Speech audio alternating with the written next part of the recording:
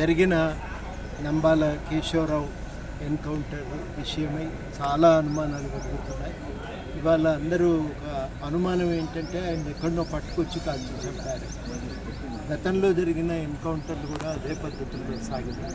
అందుకని ఈ విషయమై తప్పనిసరిగా ఒక సిట్టింగ్ హైకోర్టు జడ్జి చేత విచారణ జరిపించి వాస్తవాలు తేల్చాలని చెప్పి ఈ సందర్భంగా కోరుతా ఉన్నాం.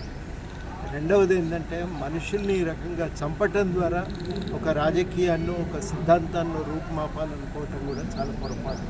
ఆ రాజకీయాలతో మనం అందరం అంగీకరించాలని లేదు, నాకు కూడా ఏకాభిప్రాయం ఉండాలని ఏం లేదు.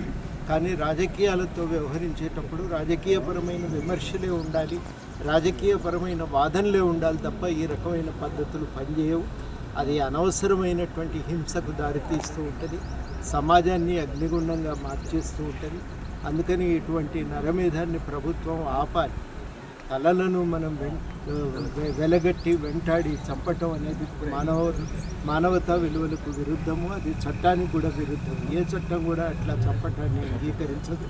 అందుకని ఈ ఎన్కౌంటర్ను ఖండిస్తూ తప్పనిసరిగా దీనిపై విచారణ జరిపి వాస్తవాలు తేల్చాలని శాంతి చర్చలు జరిపి నక్సలైట్లు కోరుకుంటున్నారు కూడా. ఇవాళ శాంతి చర్చలు జరపమని మావోయిస్టులు శాంతి చర్చలకు సుముఖంగా ఉన్నారు, ప్రకటన చేశారు. కాబట్టి శాంతి చర్చలు జరిపి ఈ మొత్తంగా అక్కడ ఛత్తీస్గఢ్లో శాంతిని పెంపొందింపజేయాలని, ఈ రకమైన నరమేధాన్ని ఆపాలని ఈ సందర్భంగా నేను కేంద్ర ప్రభుత్వానికి విజ్ఞప్తి చేస్తాను. అక్కడ ఇప్పుడు